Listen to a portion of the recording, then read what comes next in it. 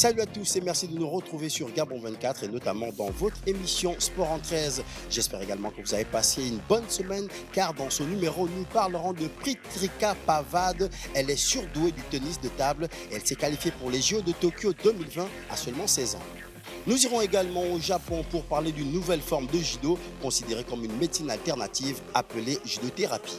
Le monde du cyclisme revient dans ce numéro car sur les pavés de Rome en Italie, le vélo fait tranquillement sa révolution.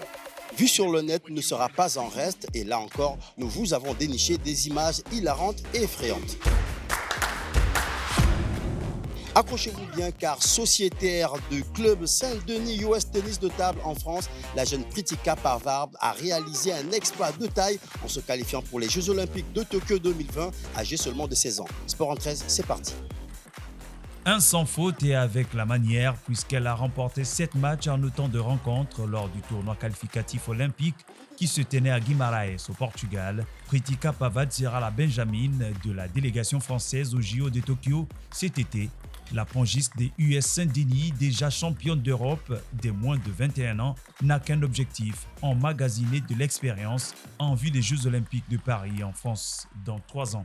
L'objectif, c'est vraiment prendre de l'expérience sur le terrain parce que après, il y a les JO de Paris où j'aimerais vraiment performer. Après, là, si l'occasion se présente, bien sûr, je vais essayer aussi pareil de la saisir pour performer, mais prendre de l'expérience et après, faire mon maximum pour aller le plus loin possible.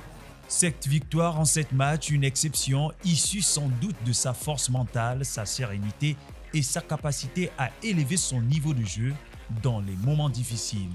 La jeune surdouée du tennis de table a débuté sa carrière au club de Bourget à l'âge de 7 ans. Mais le club Saint-Denis US Tennis de table demeure le meilleur club français féminin de tennis de table sur les 2 premières équipes dames et le seul club français à être présent en National Pro A chez les femmes et les hommes. Aussi n'a-t-elle pas oublié ses débuts. En fait, j'ai commencé à 7 ans au club du Bourget et j'ai commencé parce que mon père il y jouait quand il était plus jeune en Inde. Et une fois que mes parents sont arrivés en France, en fait, il a inscrit mon grand frère. J'allais le voir de temps en temps jouer et puis après, ça s'est fait naturellement. Je suis allée aussi m'inscrire et puis voilà. À côté de Jean-Claude Mollet, ancien joueur international qui connaît Pritika depuis 7 ans, il y a également Ludovic Rémy, le sélectionneur de l'équipe de France féminine de tennis de table. Elle a une très grande maturité pour une fille de son âge, ça c'est une chose certaine. Ensuite, elle a des capacités vraiment mentales qui sont très importantes sur sa façon de gérer les événements, de faire face aux situations difficiles.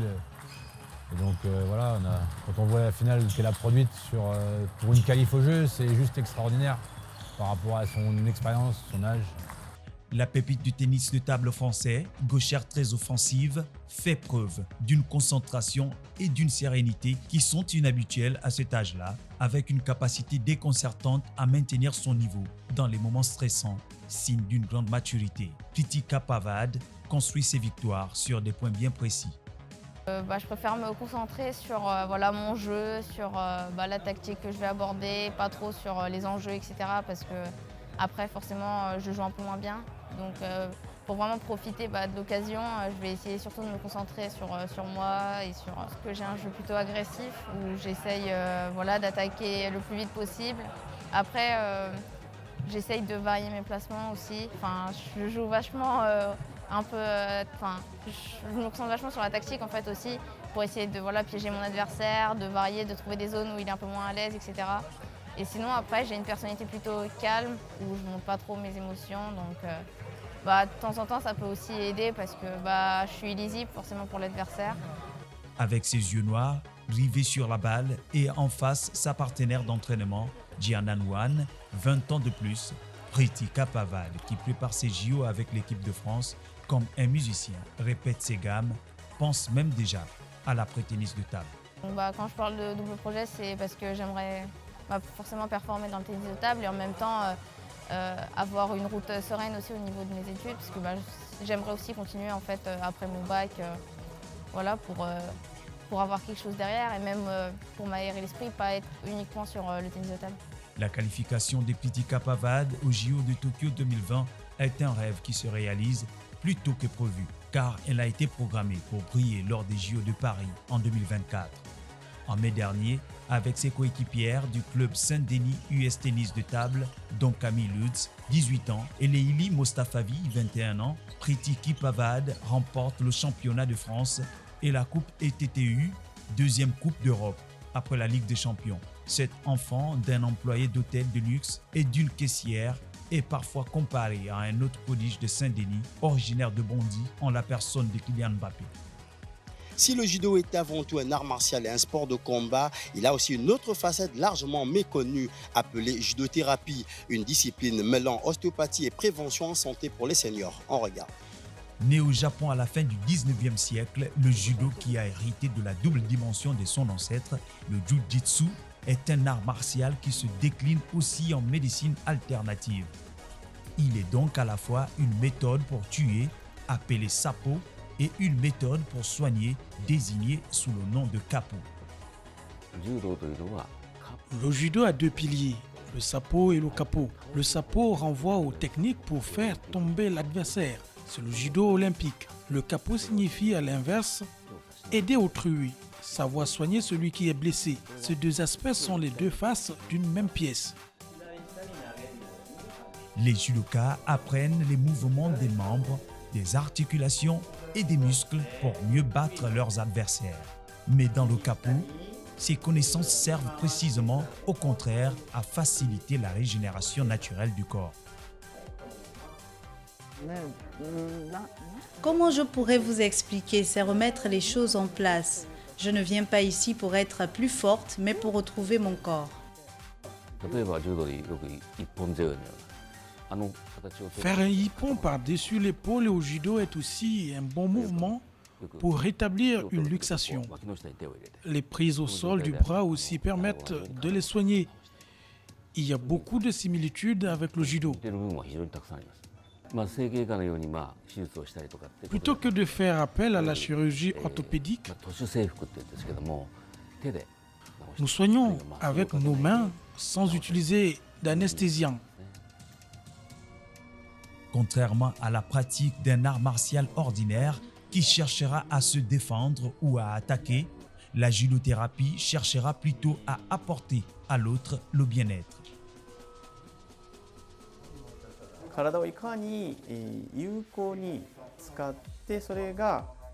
Utilisez votre corps avec efficacité. Cela facilite votre métabolisme et stabilise votre état mental. À l'instar d'autres sports, le judo est une pratique qui associe ces deux aspects du corps et de l'esprit. J'ai pu vraiment ressentir l'importance et le côté rassurant du toucher. Toucher pour savoir quelle est la situation, l'état de forme du jour. Il existe au Japon près de 73 000 judothérapeutes diplômés et œuvrant dans quelques 50 000 cabinets à travers l'archipel. Cette médecine alternative, remboursée par la sécurité sociale du pays, est notamment populaire auprès des sportifs étudiants et de ceux qui souffrent de douleurs chroniques liées à des blessures anciennes et qui sont négligés par les médecins conventionnels. Rome n'a jamais été une ville idéale pour les cyclistes, mais à cause de la pandémie du coronavirus, le vélo prend peu à peu une place dans la cité. Comme dans toutes les grandes villes du monde, les rues vidées par les restrictions dues à la pandémie de Covid-19 ont donné une bouffée d'air aux cyclistes romains. Un nouveau réseau de pistes cyclables et des aides publiques à l'achat de vélos ont également accéléré la tendance. Valeria Picci, une Romaine de 36 ans, a vendu son scooter l'an dernier au profit d'un vélo électrique assorti d'une petite remorque pour amener ses deux enfants à l'école avant de filer au travail. Une révolution est en marche et j'en suis. Je suis une convertie au vélo. Il y a un peu de snobisme dans le monde du vélo entre ceux d'entre nous qui ont des vélos électriques et ceux qui ont des vélos dits musclés. Nous ne sommes pas le Danemark. Nous avons aussi besoin d'une révolution dans les esprits, mais nous y allons piano piano, petit à petit. Nous sommes une génération en transition. Beaucoup de citadins rechignent pourtant toujours à l'idée de se lancer sur un vélo au milieu des Vespa vrombissants, des vieilles Fiat et autres créatures de la jungle routière romaine. Lorsque nous avons été autorisés à nous déplacer à nouveau l'année dernière, la plupart des habitants de Rome sont retournés à leur voiture en raison d'un manque de confiance dans les transports publics. Mais l'essentiel du trajet domicile-école-boulot se fait sur une piste cyclable de seulement 15 km et à l'écart de la circulation automobile. 150 km de pistes cyclables avaient été annoncées, mais seuls 15 km ont été construits. Elles sont toujours en cours de construction, mais elles sont toujours temporaires, comme celle-ci, sans leur propre voie séparée, de sorte qu'il y a toujours le danger des voitures garées ou qui passent. Cette grande ceinture relierait le Colisée, le Vatican et le quartier touristique du Trastevere à d'autres arrondissements moins connus. Les 135 km de pistes restants pourraient ouvrir fin 2022 et cette ceinture pourrait être la plus belle piste cyclable du monde. Et pour votre plaisir, voici votre rubrique Vue sur le net avec des moments comme on les aime.